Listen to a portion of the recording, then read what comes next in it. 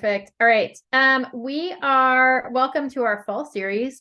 Before we get too far, just keep in mind that we are not meeting for the rest of the week. We have a couple things medically going on. So tomorrow was supposed to be agent financials. I'll work that in somewhere between now and the end of the year so that you guys have that information, as well as we've done it previously. So if you search my YouTube channel, you can find it on there.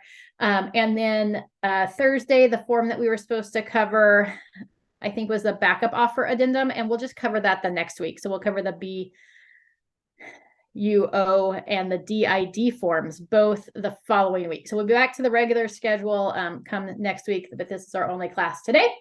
So we are going to go ahead and jump in. I do have the chat box open. I do have you guys open. So if you have any questions, need anything, you can feel free to just unmute yourself and stop me and ask me questions. You can raise your little hand. You can throw it in the chat box, kind of whatever works for you. And we're just going to kind of move through this today. We're entering into October. I don't know if that seems amazing to anybody else, but it seems unbelievable that we're already into October this year. It feels like it should be like March, but here we are in October. So October should be your month where you begin thinking about next year with the intention of, by the end of October, you have your goals established for 2024. You know where your numbers are for this year. You put together your plan for 2024 so that you can begin executing it November 1st. So keep in mind that as far as real estate goes, the real estate cycle really runs from about December until November. Okay, so when we think of like our calendar year for real estate, you're really looking at December through November. And the reason that we say that is that if it's not in contract by the end of November, it's not closing this year. Okay. And so everything that we put into contract in like December is really going to be next year's numbers. Okay. So as we look at our real estate calendar, that's kind of how it works. Like we have closings, but if they're not in contract, which all of our goals should be based on getting things into contract, if they're not in contract by November, it's not happening this year. I mean, there are some chances that it could close. You could squeak through with a few, but with holidays and everything, even trying to close like on a shorter close of escrow becomes really hard. So just figure in, you've got until the end of November to get things into contract for this year. Everything else falls into next year's numbers.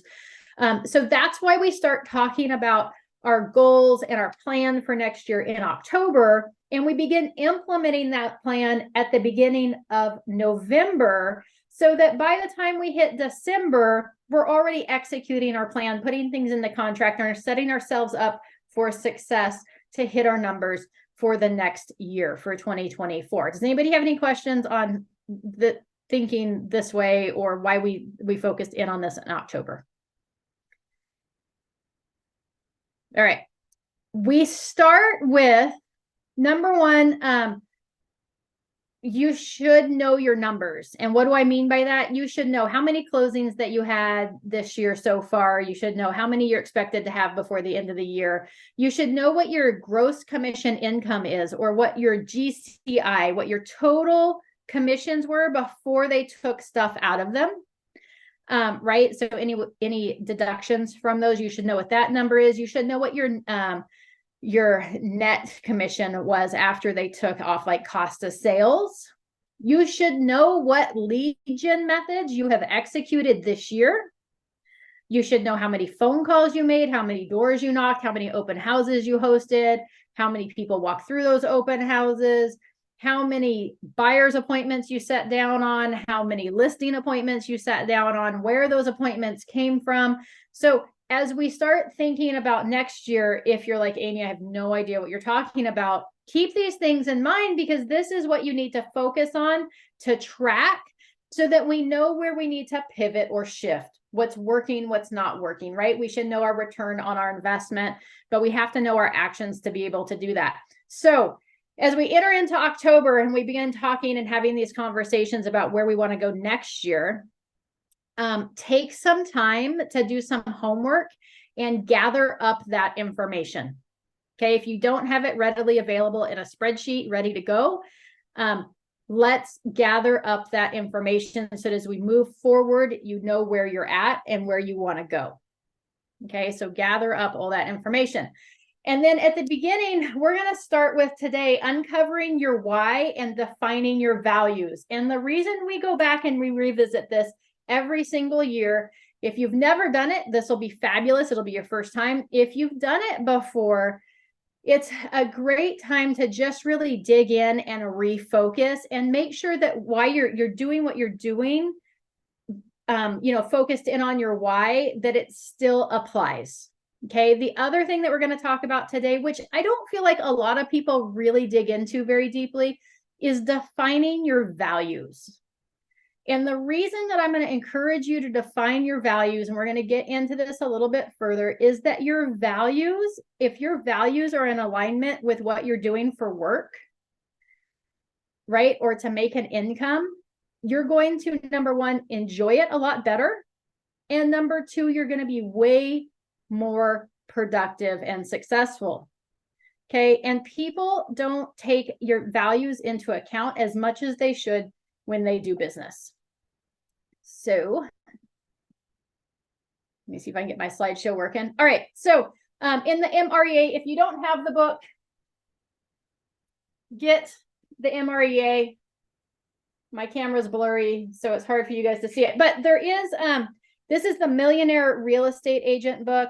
This is kind of, let me see if I can unblur my background. There we go. This is your roadmap to success as a real estate agent and really inside of any business. And you can go buy the regular book. It looks like a regular book. This one, if you notice, is spiral bound and it has tabbies. This is the, I don't know, the leadership version or something. But I like it because it does have tabbies. The Millionaire Real Estate Agent book, it's not one that you can listen to on Audible successfully because it's got diagrams and pictures and graphs and different things that you actually need to look at. And it's broken into sections like fundamentals, misunderstandings, think, the 3 L's, the economic model, the MREA model, the organization model, the budget model. So it's got lots of things in here that you may want to reference individually. Like when we start talking about agent financials, that's going to be like in your budget model, right? So that comes straight out of this book. It was written by Gary Keller along with some other top real estate agents in the industry, and they interviewed millionaire producing real estate agents to figure out what they've done to get there, and then they put it into a book. Okay, so that's why it's kind of like a roadmap to success. One common thing all high achievers have in common is that they are working for a big why.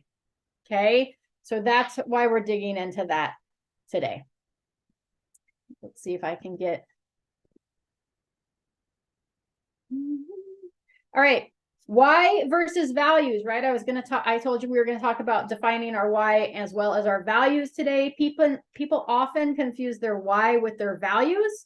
And although they are connected, they are very separate. So your why is the reason that you get up every day to do what you do. It's the thing that keeps you going when you get discouraged and when you've heard no for the 50th time in a day.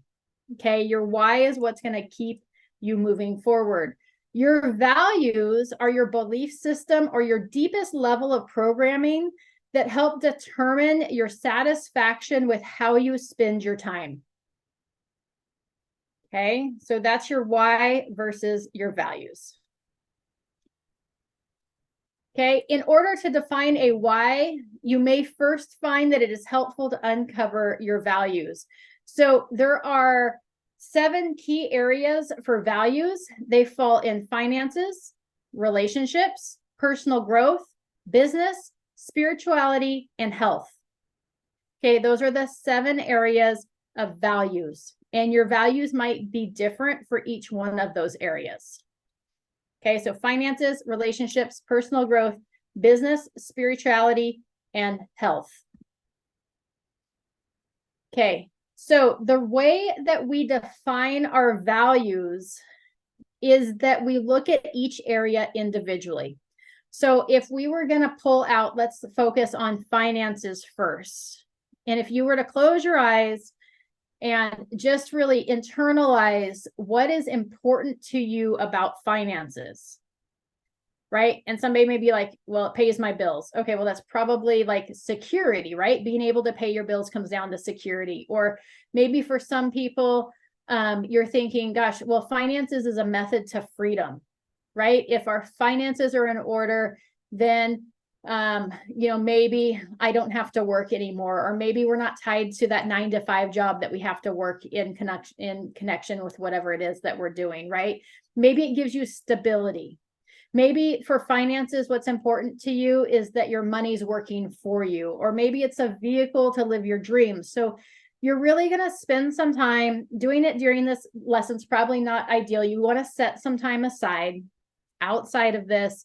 And you may not want to do more than like one of these a day or one every couple days. And you're going to pick each of those 7 areas. And you just want to brainstorm until you have 4 to 5 keywords or phrases that's important to you about each one. Okay, so spend some time by yourself, close your eyes, like really just think internally, like, okay, when I think about finances, what's important to me about that? There are no wrong or right answers. Okay, and if you're having problems coming up with something, think of the negative aspect of it. If I don't have any finances, what's scary to me about that? Right? What fear do I have? And if I'm like, oh my gosh, I won't be able to pay my bills. Then when we think about those keywords or phrases, let's think of them in a positive light. So how do we turn not being able to pay our bills into positive? Okay, well, it gives me security. It gives me stability. Okay, does anybody have questions about that?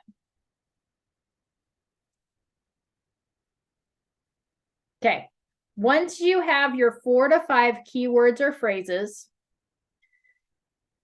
then we're going to put them in order of importance. So you're going to look at what are my top 4 or 5 things, and then what's most important to me. So when I look at a vehicle to live dreams, freedom, security, stability, money working for me, what's most important? The most important thing for me is that the finances provide a vehicle to live my dreams. Okay, there's a reason I live in North Idaho. Okay, I understand where my values are and what I needed to do to get here. Second is freedom, right? Finances to me is freedom.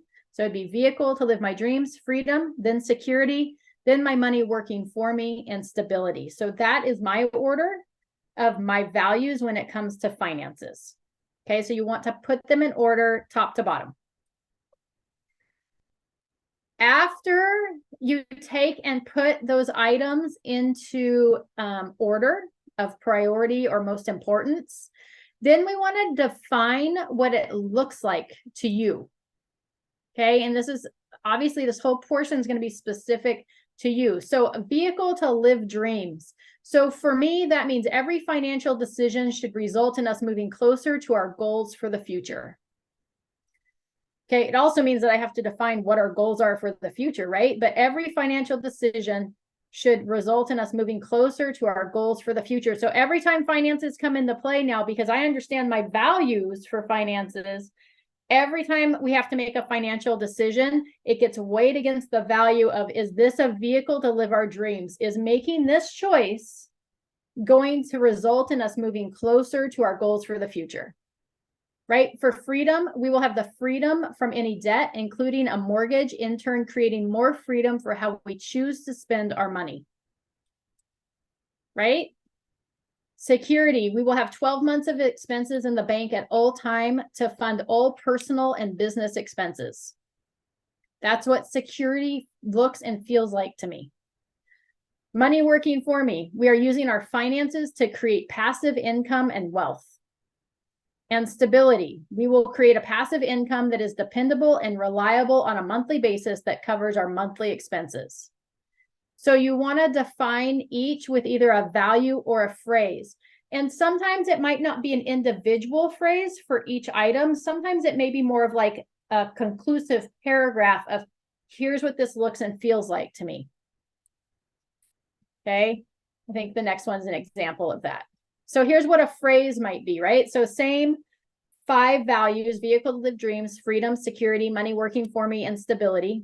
And instead of like an individual sentence for each one, I put this one into a phrase. We will be in or moving towards a position where we have the financial portfolio in place, creating a dependable passive income on a monthly basis that allows us to make choices based on the abundance and not the lack.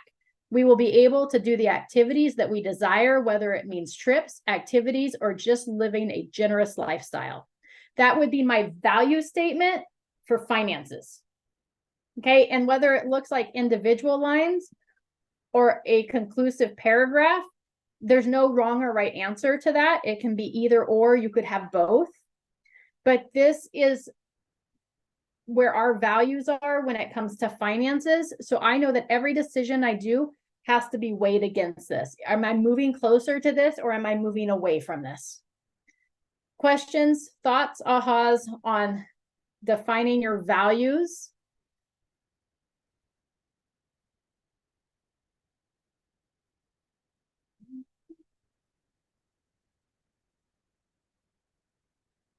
No. All right. I was just going to say clarity is power. Clarity is power. Absolutely. So you're going to do this for each section, right? Finances, relationships, spirituality, business, and define each one individually. And then once we define our values, and here's where your values come into play, right? So a couple of years ago, as I was growing my real estate business and doing it quite successfully, I was finding that I was very unhappy. And I sat down with my coach, and then we started talking about values, and we started defining our values. And here's what I came in that in just about everything but finances, fun came into play. So when I talked about like relationships, or when we talked about business, like it kept coming back to it needs to be fun. And when I looked at my real estate business, I was not having fun. I was doing things that I had to do in order to grow my business, but I was forgetting the fun aspect. So the next year, I set bigger goals, and I made sure to incorporate fun into my life, whether it was in business or personally.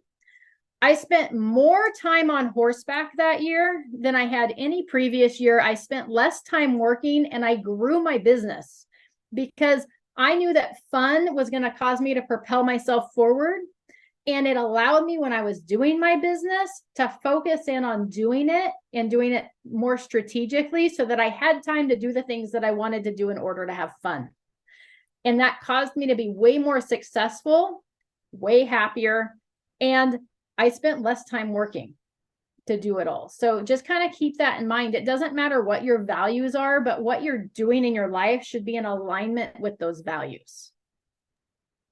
And you met some amazing people on horseback. Say that again, Anastasia, you're really quiet. I said, and you met some amazing people on horseback. I met some amazing people on horseback. We had fabulous adventures. Fabulous. Even if we did have to walk down the highway 3 miles on foot.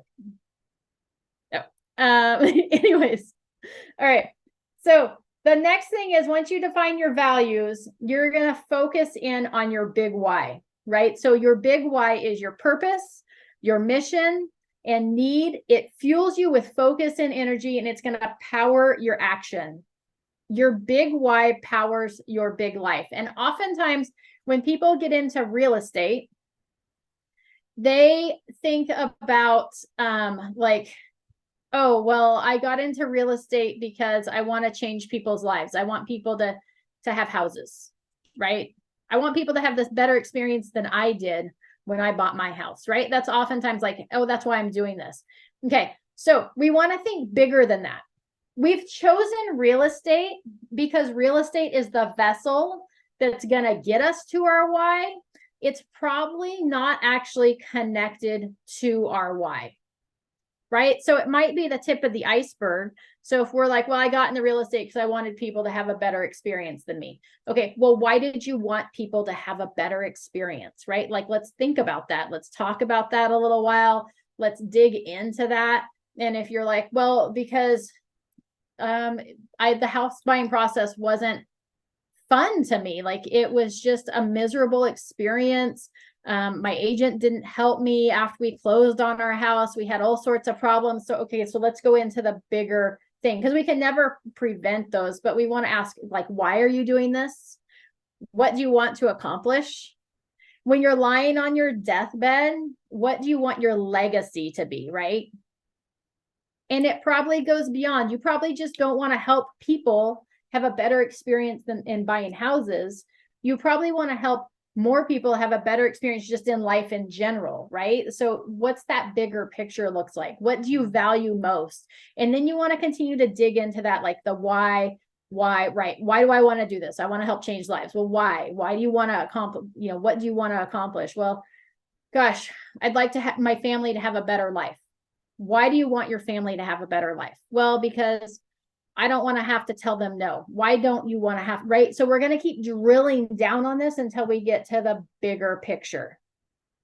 So some answers, right? Your small why may be like, oh, I want to pay my bills. I want to be successful. I want to help people have a better experience than I did. I want to be able to set my own schedule, right? So those are small whys. Like when times get tough, and when you've had your third buyer cancel on you this month and say, we're going to hold off, and you're feeling really discouraged, I want to set my own schedule probably isn't going to feel that important anymore. And it's probably not going to force you to get out of bed, right? You're probably going to be like, well, so much for setting my own schedule. A lot of good that did me. Now I don't have any buyers, right?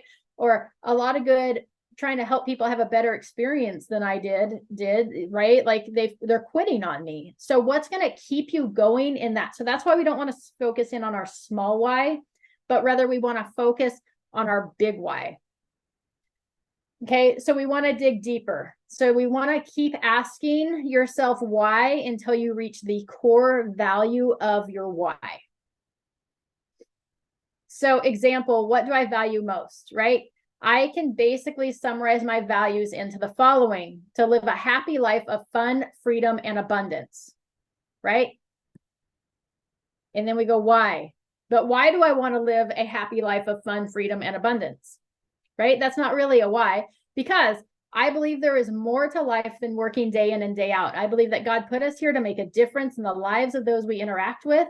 And I want to be able to have the freedom to have fun in and out of my abundance, bless those that I come in contact with, right? So it's deeper. It's deeper than just I want people to have a better experience, or because I want to have a happy life of fun, freedom, and abundance. But why do I want to have a fun life of fun, freedom, and abundance, right? Because I believe there's more to life than working day in and day out, right? I believe that I'm here to make a difference in the lives of those that I interact with, and I want to be able to have the freedom to have fun, and out of my abundance, bless those I come in contact with.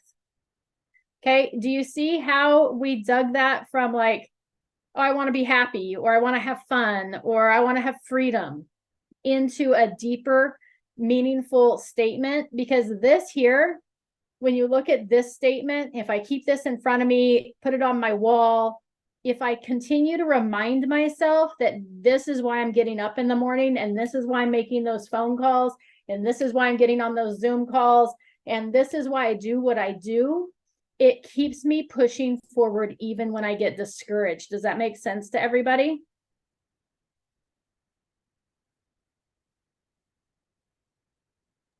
Yes. Yes. Yes. Right?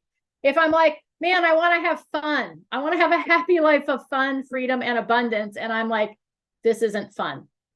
This doesn't feel like freedom. I feel tied down and controlled. And gosh, I'm tired of people telling me no. And people, like, every time I pick up my phone, they're yelling at me that I'm not doing something that they thought I should be doing. Now I've got a lawsuit filed. Like, then I'm like, I'm done. I'm out. This is enough. Right? I've had it, because this isn't being fulfilled. But if I dig deeper, then when that lawsuit gets filed or that fourth person quits, I'm going to be like, I got to push harder. I got to push harder because I haven't achieved this yet, and I know it's out there. Okay, so define your values, because by defining your values first, that kind of points us in the direction, our moral compass or our direction of where we want to be. And it helps us to dig deeper into our why. It also is going to help us when we go to put things on our calendar and set goals. Okay. And then we want to dig into our why. We want it to be a statement that gets us out of bed when things are tough, right? When things aren't going our way, when it feels like it's all collapsing on top of us, what's going to keep us focused on getting up and continuing to move forward? Questions?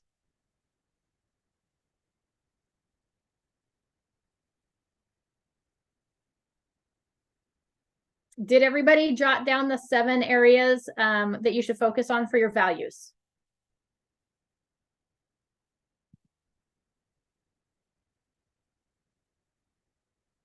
There they are again, in case you needed them.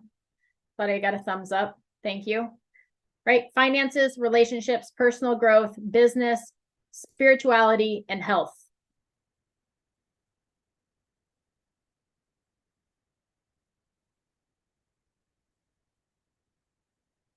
And then make sure you dig into that why. Did you guys here? We'll take it back to the questions about the why. And you guys can screenshot it if you want to.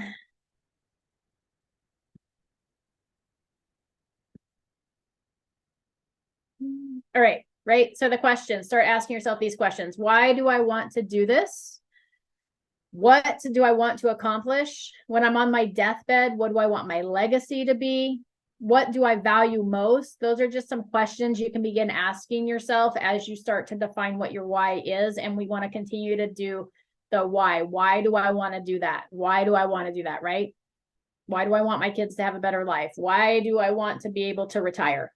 Why do I want to, right? So we're going to continue to dig in to get to the bigger picture.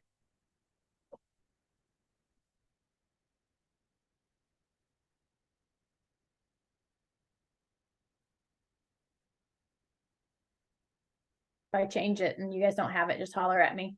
The other thing is when it comes to your values, what is important to you. That's kind of your key launching point for the values to figure out what's important to you in each area and really what you're looking for. And sometimes it's best to do this with like an accountability partner. So if you've got somebody in your life that's an accountability partner, doing this exercise of values together, where you have one accountability partner that's the one answering, the other one asking you like, hey, what's important to you about finances?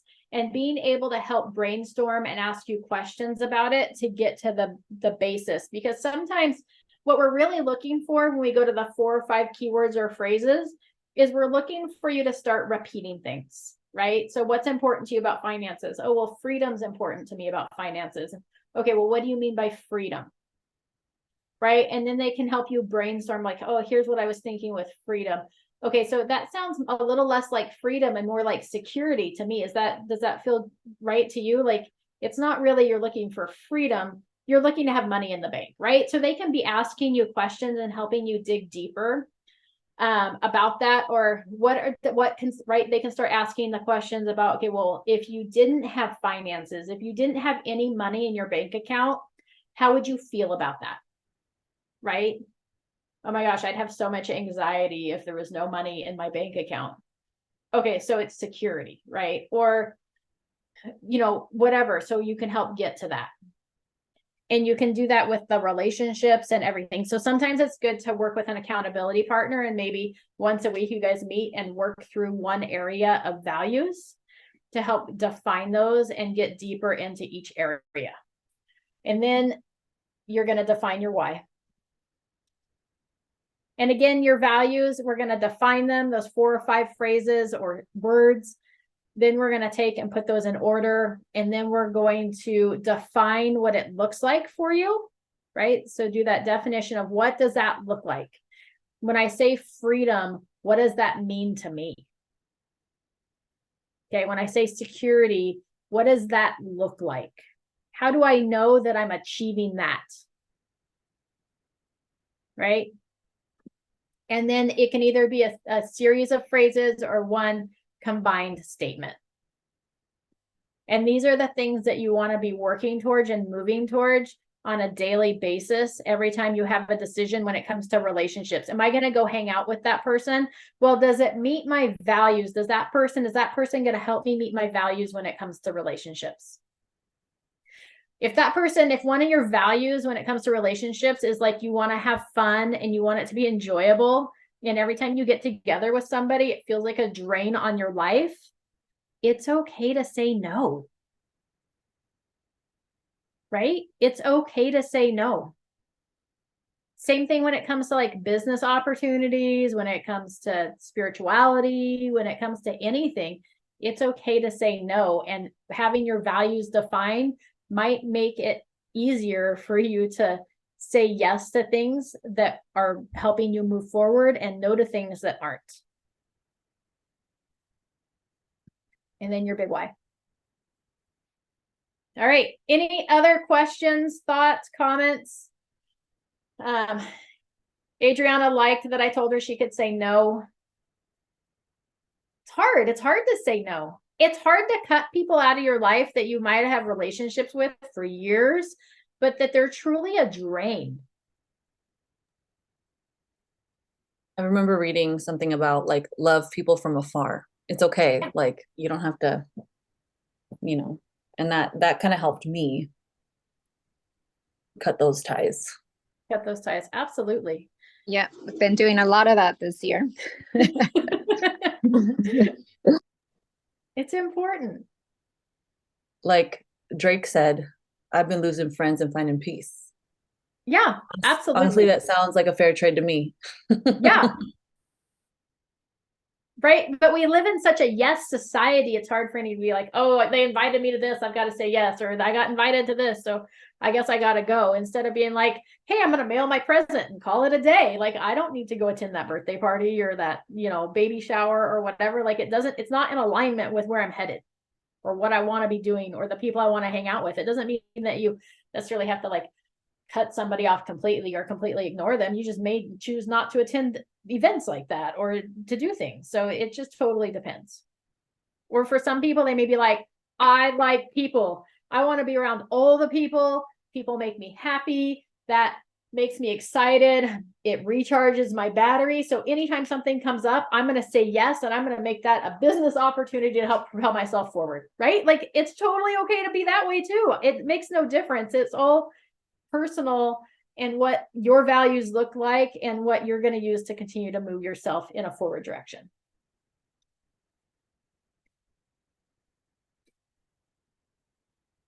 Okay. All right. That's all I have for you today. Unless anybody has any questions or thoughts you'd like to share. Remember, no class tomorrow or Thursday. We'll be back next Tuesday, Wednesday, and Thursday. Oh, also, I'm going to be putting out a post later today in both Slack and on the Facebook page.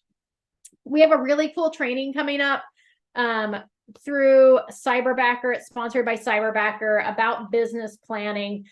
It'll go fairly into depth on that. So I'll be listing that out. I think it's like $20 to attend. If you're a Cyberbacker client, it's free.